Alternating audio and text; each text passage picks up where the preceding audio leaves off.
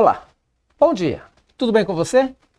Que o seu sábado seja maravilhoso e abençoado na presença de Jesus. A nossa lição dessa semana da série A Promessa é a Lei da Aliança, a lição número 8. Bem interessante, nos fala sobre a lei dentro da aliança divina. Mas antes de começarmos, vamos cantar. Nome Precioso é o hino número 103 do nosso Inário Adventista. Vamos cantá-lo juntos.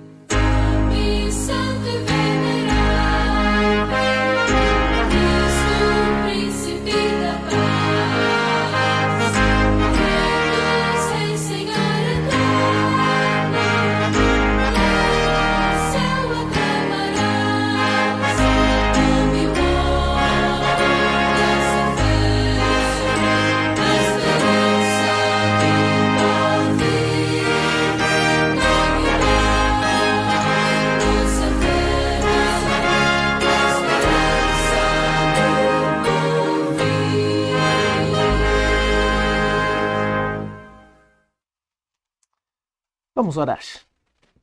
Pai querido, mais uma vez nos reunimos para estudar a Tua Palavra. Queremos primeiramente entregar-nos em Tuas mãos, pedindo a Tua orientação. Se há algum mal, algum pecado, alguma coisa que ainda não esteja acertado contigo, que Tu possa nos mostrar e que possa perdoar, aceitar a nossa súplica de perdão e que dessa forma possamos estar diante do Teu trono mais uma vez para estudar a Tua Palavra. Que o Teu Espírito Santo fale através dos meus lábios a cada pessoa que está nos assistindo e também que o Deus Espírito Santo esteja com cada pessoa, auxiliando a sua mente a entender os Teus ensinamentos e colocando-os em prática na nossa vida. Pedimos a Tua bênção e a Tua participação nesse culto, nessa escola sabatina e o fazemos em nome de Jesus. Amém. Muito bem. A lei da aliança. O verso para memorizar se encontra em Deuteronômio 7, verso 9. Portanto, saibam que o Senhor seu Deus é Deus. Ele é Deus fiel, que guarda a aliança e a misericórdia até 1000 gerações aos que o amam e cumprem os seus mandamentos. Daniel Westing era um simples cidadão dono de uma academia de ginástica. Entretanto, algo surpreendente iria acontecer que mudaria radicalmente a sua vida. Westing futuramente conheceria uma jovem chamada Victoria.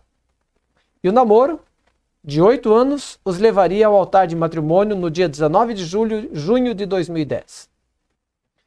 Não há nada demais nesse relacionamento, a não ser um pequeno fato. Victoria era uma princesa e herdeira do trono da Suécia.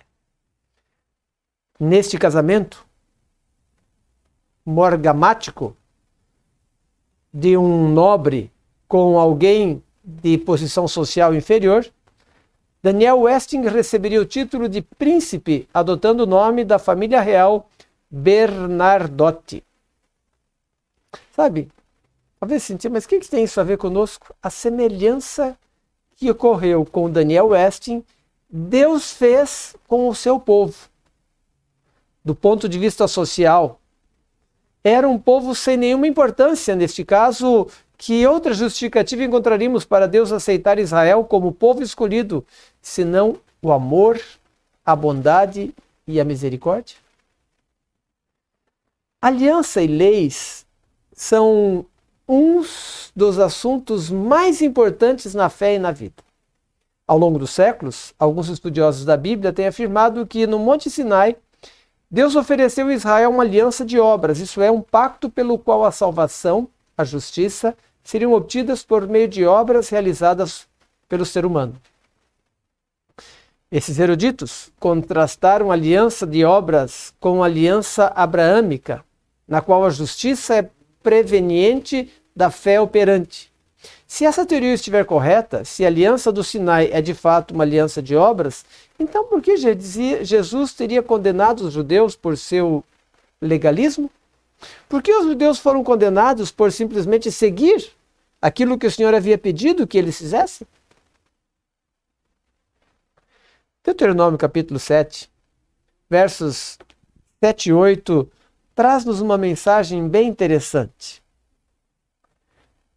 Não vos teve o Senhor afeição, nem vos escolheu porque fosseis mais numerosos do que qualquer povo, pois eres menor de todos os povos, mas porque o Senhor vos amava e para guardar o juramento que fizera a vossos pais, o Senhor vos tirou com mão poderosa e vos resgatou da casa da servidão do poder de Faraó, do rei do Egito. Note uma coisa interessante aqui. O que levou Deus a retirar o povo de Israel do Egito? Foi muito simples. O amor. A positiva eleição de Israel é expressa em Deuteronômio 7 e 8. Ele não foi escolhido por ser um povo numeroso, o que não era, mas em virtude do amor de Deus.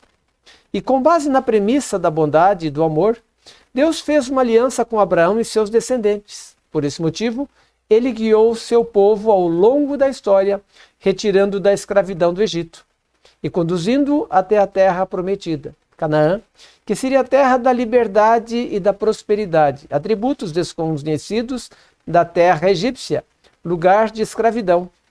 Houve uma mudança radical, pois eles passaram de escravos para cidadãos honrados, da miséria para a fartura, do desprestígio para o valor, do sofrimento para o júbilo e da dor para o prazer.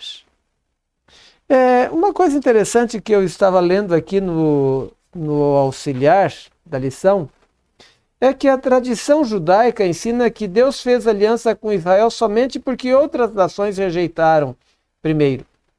E eu tenho mais ou menos uma teoria semelhante ao entendimento que eu tenho sobre o chamado, porque às vezes as pessoas se atêm, não, mas por que Deus chama alguém e não chama outro? Não é que Deus não chama outro. O problema não está em Deus, o problema está na pessoa. Eu tenho quase certeza de que Deus chamou Abraão depois de tentar outros. Deus chamou Abraão e chamou alguns outros, mas nenhum dos outros personagens do Antigo Testamento escolheram. aceitaram o chamado de Deus. Quem aceitou foi Abraão. E como ele aceitou, Deus deu continuidade a isso. Então, isso que nós falamos aqui, da mudança que ocorreu radical na vida do povo de Israel, de escravos para cidadãos honrados, da miséria para a fartura, do desprestígio para o valor, do sofrimento para o júbilo, da dor para o prazer, isso foi apenas um pequeno resumo do que Deus fez de Israel. E ele estava disposto a fazer por seu povo eleito. A graça de Deus desejava fazer muito mais por aquela nação, se ela permanecesse firme, leal à sua aliança. Essas promessas seguramente se aplicavam tanto aos israelitas quanto a qualquer outro povo que aceitasse ser filho de Deus, através de Israel, e fazer parte do projeto divino, pois se buscassem o Senhor, receberiam um nome melhor do que o de filhos e filhas. Seriam mais próximos dele. Laços que unem. E é interessante Deuteronômio 4:13, o que nos diz aqui. Vamos ler aqui Deuteronômio capítulo 4, verso 13. Veja o que nos diz aqui. Então vos anunciou ele a sua aliança, que vos prescreveu os 10 mandamentos e os escreveu em 2 tábuas de pedra. No Egito, quando se talhava alguma coisa em pedra, um acordo, alguma coisa, era alguma coisa que era para ser para sempre, não era para ser mudado. E o povo de Israel recebeu exatamente essa visão das tábuas de pedra por essa razão, para que soubessem que isso é um acordo, um contrato feito para sempre. Por mais que tenhamos enfatizado que a aliança é sempre uma aliança de graça, que é unicamente o resultado do oferecimento de um favor imerecido da parte de Deus àqueles que entram em relação de salvação com Ele, a graça não é uma licença para desobedecer. Pelo contrário, a aliança e a lei estão intimamente ligados. Elas são, na verdade, inseparáveis. É como 2 mãos cruzadas, assim, unidas. Elas são inseparáveis. Antes de pronunciar os 10 mandamentos, você percebe lá em Êxodo, no capítulo 20, verso 2, que Deus se identifica. Ele diz: eu sou o Deus, o seu Deus. Eu sou o Senhor, seu Deus, que tirei você da terra do Egito, da casa da servidão. Essa introdução aos 10 mandamentos revela o fundamento do relacionamento entre Deus e o seu povo. Ele coloca esse relacionamento no contexto da redenção divina e imerecida. Então, imediatamente antes de dar a lei no Monte Sinai, Deus fez lembrar para eles a base desta lei. Já foi dito que somente essa lembrança pode unir o Evangelho e a lei em um só corpo. O crente guarda a lei porque se lembra da salvação que Deus providenciou. No desígnio de Deus, essa lembrança deve resultar em uma resposta de amor construída sobre a fé, a qual motiva a obediência. A motivação para a obediência não é garantir o favor de Deus ou ganhar uns pontos para a vida eterna ou para ganhar a salvação. A lei não é um meio de salvação, nem jamais foi um mecanismo designado por Deus para que os seres humanos obtivessem a justiça. Salvação e vida. A obediência à lei é um ato de fé por meio do qual o crente confessa seu amor e lealdade a Deus. É um ato de fé por meio do qual o crente demonstra que depende do poder capacitador de Deus para obedecer não apenas aos atos externos, mas também com o coração. Uma aliança envolve um relacionamento e comunhão. Nenhuma relação real e nenhuma comunhão verdadeira pode existir entre 2 indivíduos sem que haja um conjunto de normas que defina a base sobre a qual a relação ou a comunhão deva ser mantida. Da mesma forma, a relação de aliança entre Deus e o Redentor e o seu povo, Deus, o Redentor e o povo, redimido, somente pode funcionar tendo como base normas, obrigações ou estipulações estabelecidas. Em resumo, a lei é o que é a pedra fundamental para este acerto. Ela define o relacionamento e fornece os termos para o sucesso, a partir dos seus princípios. A lei é parte da aliança de Deus. A lei é uma parcela disso. Deus deu instruções específicas para que o seu povo entendesse o que deveria e o que não deveria fazer. Isso podemos ver claramente quando lemos o livro de Levíticos, pois ali estão muitas orientações sobre os procedimentos que o povo deveria ter em diversas circunstâncias da sua vida. Abrange a vida social, a vida, a higiene, de saúde, enfim, tem uma série de leis ali. A palavra hebraica para Torá, na parte de terça-feira, lei dentro da aliança, a palavra hebraica para Torá, para lei, é Torá. E ela ocorre no Antigo Testamento não menos do que 220 vezes. Ela não deve ser interpretada como lei no sentido latino de lex, que significa lei do império. Tampouco deve ser entendida da maneira como os gregos entendiam a palavra usada para lei, nomos, ou seja, que sempre foi feito. Na língua hebraica, o termo Torá vem da palavra borá, que significa apontar, ensinar e instruir. Portanto, o substantivo Torá, em seu significado mais amplo, deve ser entendido como ensino ou instrução. Nesse sentido, a palavra da lei se refere a toda a vontade revelada de Deus ou qualquer parte dela. Deus deu a Israel essa instrução. A Torá em termos de estatutos e juízos, e os testemunhos, os estatutos, os juízos. Como está lá em Deuteronômio 4:45. Para que pudesse ser regulamentada a vida do povo de Israel.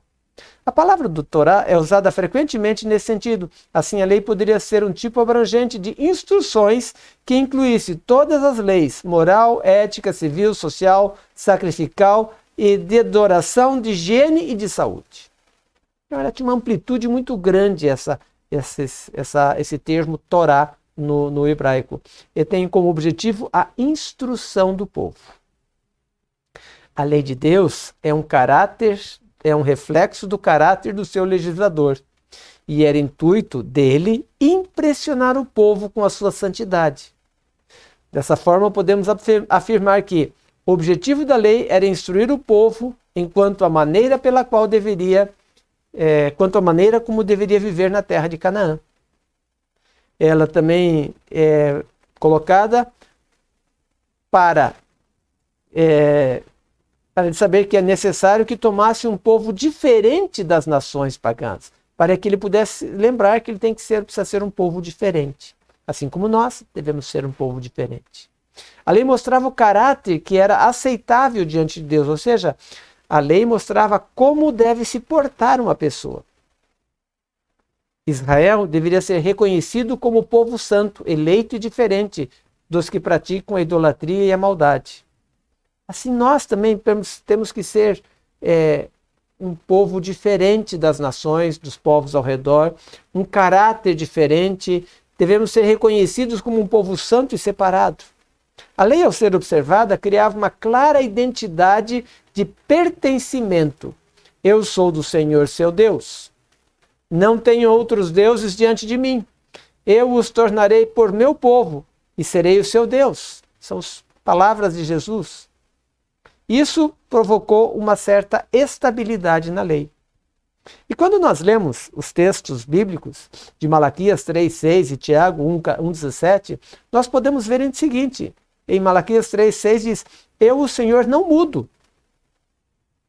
Deus não muda. Por isso, vós, filhos de Jacó, não sois consumidos. E em Tiago ele diz: toda boa dádiva e todo dom perfeito são do alto, descendo do Pai das luzes, em quem não pode existir variação ou sombra de mudança. Isso me dá certa segurança, me dá certa alegria, porque eu vejo que Deus não é um Deus temperamental.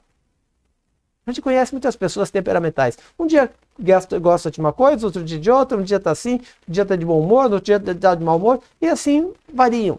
Deus não muda, Deus é assim, e pronto. A lei de Deus é uma expressão oral ou escrita da sua vontade. Por ser uma transcrição do seu caráter, a presença da lei na aliança nos garante a permanência e a confiabilidade de Deus. Embora nem sempre possamos discernir as obras da sua providência, sabemos que ele é digno de confiança. O universo é governado por leis morais e físicas invariáveis. Esse fato nos dá a verdadeira liberdade e segurança. A certeza de que Deus é confiável está na verdade de que ele é um Deus da lei. Sua vontade e sua lei são uma única coisa. Deus diz o que é certo, porque ele escreve as melhores relações possíveis. Portanto, a lei de Deus nunca é arbitrária nem sujeita a caprichos e vontades. É a coisa mais estável que existe no universo. O Walter Beach escreveu isso na Revista Adventista dos Estados Unidos, do ano de 1963, na página 143. Devemos estar, portanto, atentos ao fato de que nossa necessidade de lei divina está ligada à condição sem lei da psique humana, e não simplesmente por causa da nossa necessidade de retificar ações pecaminosas. Somente Cristo é capaz de incorporar sua serenidade e estabilidade à humanidade. E ele faz isso apontando para si mesmo. Ao mesmo tempo, a lei foi dada e ainda permanece para nosso benefício. Quem não sofreu ou viu outros sofrerem por causa da desobediência à lei de Deus? Pense em como nosso mundo seria muito diferente, muito melhor, se as pessoas obedecessem à lei divina, ou como seriam melhores as pessoas se elas obedecessem pelo menos aos últimos 6 mandamentos da lei de Deus. Em vários casos, claramente fica relatado que encontramos certas declarações iniciadas com a conjunção condicional se. O título da lição de quinta-feira é bem interessante. É apenas se e 3 pontinhos. Se. Essa conjunção condicional se tem uma conexão com o pacto no Sinai. Lá em Êxodo 19:5 diz: agora, pois, se ouvirdes atentamente a minha voz e guardardes a minha aliança, vocês serão a minha propriedade peculiar dentre todos os povos. Essa pequena palavrinha se tem um significado extraordinário. Ela indica que a aliança do Sinai continha condições, era uma aliança condicional. Existe uma grande diversidade de opiniões sobre como essas condições devem ser interpretadas, mas antes de nos voltarmos para esse detalhe, seria bom observar algumas afirmações adicionais que contêm declarações condicionais muito óbvias. Uma delas é: se andarem nos meus estatutos, guardarem os meus mandamentos e os cumprirem, então lhes darei chuvas na época certa. Levítico 26, 3, 4, 14 a 16 diz isso. Mas se não me ouvirem e não cumprirem todos os meus mandamentos e quebrarem a minha aliança, então eu lhes farei isso. Trarei sobre vocês pavor. Esse texto nos mostra que é inegável o aspecto condicional da aliança. Embora tenha sido concedida pela graça, ambos sejam imerecidos, embora fosse um presente para eles, as promessas da aliança não eram incondicionais. O povo poderia rejeitar o presente, negar a graça e abandonar a promessa. A aliança, como acontece com a salvação, jamais anula o livre-arbítrio, jamais cancela, jamais nega o livre-arbítrio. O Senhor não força as pessoas a ter um relacionamento de salvação com Ele e não lhes impõe uma aliança. Ele a oferece gratuitamente a todos. Todos são convidados a aceitá-la. Quando uma pessoa aceita, as obrigações vêm não como meio de obter uma bênção da aliança, mas como manifestação exterior de tê-las recebido. Israel deveria obedecer, não a fim de obter a promessa, mas para que a promessa fossem cumpridas nele. Sua obediência era uma expressão de como é ser abençoado pelo Senhor. A obediência não compra as bênçãos, como se Deus fosse obrigado a concedê-las. A obediência, em vez disso, cria um ambiente em que as bênçãos da fé podem se manifestar. As declarações se, nitidamente condicionais, envolvem obrigações. Mas, ao dar aliança nos sinais, certamente de natureza obrigatória, Deus não abriu novos caminhos para se estabelecesse um relacionamento entre ele e seu povo. Essa não era uma aliança de obras em que o ser humano deveria obter a salvação e vida eterna através da obediência à vontade de Deus. Essa aliança não foi construída com base no mérito humano, ficando Deus obrigado a cumprir suas promessas. O aspecto condicional da aliança do Sinai é idêntico à intenção identificada nas declarações condicionais da aliança com Abraão, que é claramente uma aliança de graça. Deixa eu só ilustrar um pouquinho para a gente tentar conseguir entender isso um pouco melhor. Nós estudarmos a lição em casa e surgiu uma ideia, meu filho deu uma ideia bem interessante. É mais ou menos o seguinte.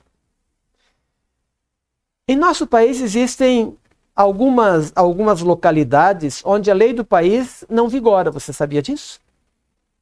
Sabe onde é isso? No consulado. Por exemplo, dentro de um consulado, a lei que opera ali é do país que ali representa. Por exemplo, se alguém fugir e entrar dentro do consulado norte-americano e for aceito por eles, a lei brasileira nada pode fazer sobre isso. Enquanto ele estiver dentro do consulado norte-americano, nada pode ser feito. Ali ele está protegido pelas leis do país que eles representam, no caso, os Estados Unidos. O que acontece é o seguinte: o povo de Deus é uma espécie de consulado de Deus no universo, no planeta Terra. O diabo tomou posse do planeta Terra e não aceitou perdê-lo para Jesus quando ele morreu na cruz, mas ele foi obrigado a aceitar que fosse colocado postos de consulado dentro do planeta Terra, desse planeta com lei pecaminosa. Nesse consulado, qual é a lei que deve ser seguida? A lei de Deus. Assim como dentro de um consulado, é a lei daquele país que vigora e não a lei do país onde está. Essa lei, a lei dos 10 mandamentos, é nada mais, nada menos do que uma transcrição do caráter divino. E dessa maneira, todos os cidadãos do céu precisam e devem seguir e obedecer à lei do céu. Porque eles são cidadãos do céu, eles não são cidadãos da terra. É como os que trabalham no consulado, eles não são cidadãos do Brasil, eles são cidadãos norte-americanos. Nos preceitos da sua santa lei, Deus concedeu uma regra perfeita de vida e declarou que o fim dos tempos dessa lei imutável em cada detalhe deve manter suas exigências sobre os seres humanos. Cristo veio para engrandecer a lei e torná-la gloriosa. Mostrou que ela tem por base o amplo fundamento do amor a Deus e ao próximo, e que a obediência aos seus preceitos compreende todo o dever do ser humano em sua própria vida. Ele deu exemplo de obediência à lei divina. Por exemplo, no Sermão da Montanha, ele mostrou como os seus requisitos vão além de atos exteriores, atingindo os pensamentos e as intenções do coração. Atos dos Apóstolos, página 505. Deus, no Sermão da Montanha, ele mostrou não a letra da lei, mas o espírito da lei. O exemplo de Israel, por meio de Cristo, fomos libertos da escravidão do mal para viver em novidade de vida. Libertados pela ação do Espírito Santo, vamos atravessando o deserto terrestre da vida com destino à terra prometida, que é o céu. Mas enquanto não chegamos à Canaã celestial, devemos continuar nossa peregrinação ao lado de Cristo, demonstrando por gratidão, lealdade à sua vontade. Por amor a Deus, mesmo com os pés ainda trilhando o chão da terra, com perseverança, vamos manter os olhos bem fixos no céu, onde em breve, pelos méritos de Cristo, estaremos acampados para sempre com Cristo Jesus. A obediência à lei que resulta em vida, conforme prometido em Levítico 18:5, é a obediência que vem da fé. Não é o legalismo ou salvação pelas obras. Antes é a salvação pela fé que gera a obediência. Assim, é evidente que o meio de salvação no Antigo Testamento e no Novo Testamento é o mesmo. Ambos ensinam que a salvação pela graça por meio da fé que resulta em obediência. Eu tenho sempre falado, você não segue a lei para ser salvo, mas segue a lei porque você foi salvo. E como alegria e gratidão pela salvação que Cristo Jesus deu a você, você segue as orientações e a lei do céu. Que esse acordo, essa lei do céu, possa fazer parte também da sua vida. E que esta aliança possa ser aceita por você de forma plena e completa. Para a glória de Deus, você possa ser feliz com Jesus quando viver ao lado dele. Eu quero cantar este hino com você. É o hino número 230. Sou feliz com Jesus. Cante conosco.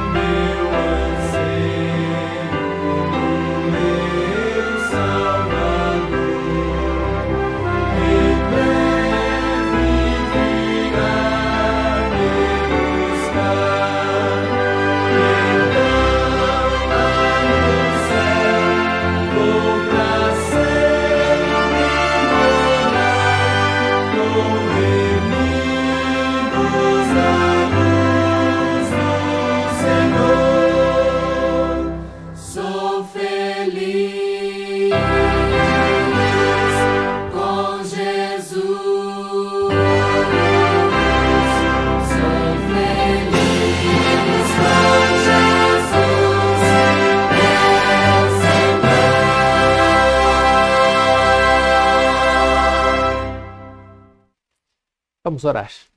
Pai querido, somos gratos a Ti por podermos estudar a Tua palavra livremente neste país ainda. Que compreendamos, possamos compreender a enormidade do amor e da misericórdia que Tu tens para com o Teu povo, a ponto de enviares Jesus a este mundo para nos resgatar e para mostrar que é possível ser fiel a Deus em todos os momentos. Que possamos, gratos pela salvação que encontramos em Cristo Jesus, ser fiéis e manter-nos ligados a Ti, e prontos para um dia também irmos morar no lar eterno.